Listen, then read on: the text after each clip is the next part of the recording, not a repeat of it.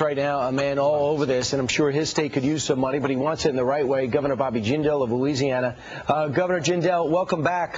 Welcome back to the show. Say hi to Jim, the security guy. Yeah. Good morning.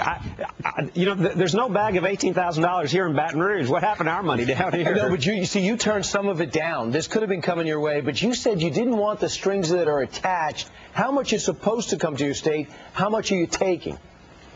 We're turning down approximately $100 million. Let me tell you why we're doing that. This is temporary federal money that would require permanent changes in state law, permanent increases in state spending.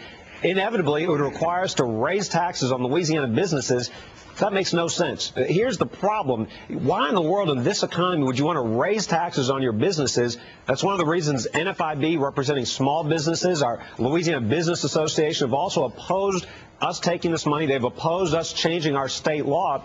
I'm glad you're breaking down what all this spending means per person, per household, per family, because too often I think they're spending trillions of dollars, and people have a hard time understanding what that means.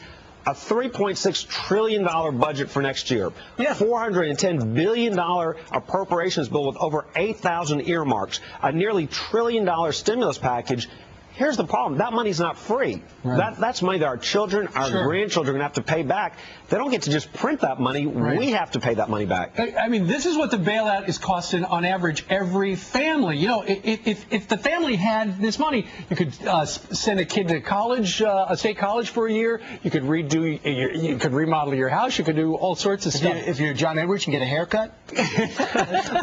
or two. And here's the challenge. They're spending all this money, and yet they're not necessarily going to the root causes. For example, look at the debate about the stimulus. I just don't personally believe spending $1 billion on the census, $300 million to buy new cars for the federal government. I don't believe that $50 million for the National Endowment for the Arts. I don't think that's what's going to grow our economy. The reality is they had some real good ideas that were debated. Why not cut the capital gains tax permanently? Why not do an aggressive tax credit so people can buy homes? Why not lower permanently the lower income tax rates?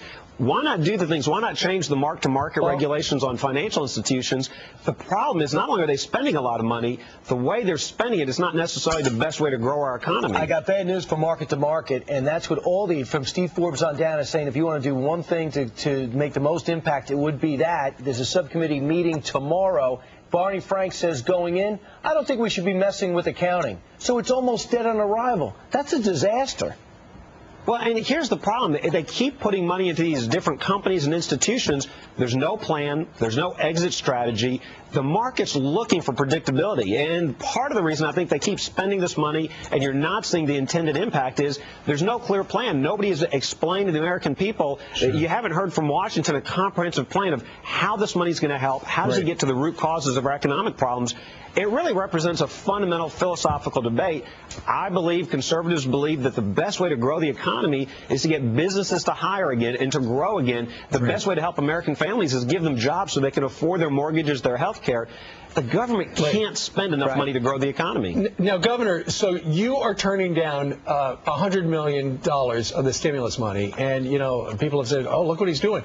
But I'm sure when you were walking through Baton Rouge, somebody must come up to you and say, Bobby, why aren't we taking the money? Kansas is going to take the money. California is going to take the money. Why don't we take our piece of the pie? Absolutely. We already have legislators that are saying they're going to file bills and resolutions trying to overturn my decision. That's only their prerogative, but I've made it crystal clear. We're going to veto any tax increase. I think it would be a mistake to take temporary federal money and create permanent spending. This happens in Washington all the time. They'll give you some temporary federal dollars, require you to increase your spending permanently. It's like spending $1 to chase a dime. It's not good for Louisiana taxpayers. We cut taxes 6 times, and I've made it clear we're going to veto any tax increases. It's not good for Louisiana businesses. It's not good for our economy. All right. Jim, the security guy, do you have any questions for the governor? No, not at this time. All right, fine, good. Governor, we have change of 1,000. Thank you. I can make that right here. Okay, good. Governor Bobby Jindal joining us from Baton Rouge. Sir, thank you very much for joining us. Thank you. Y'all have a great morning. All right. Do we have to give this back to petty cash?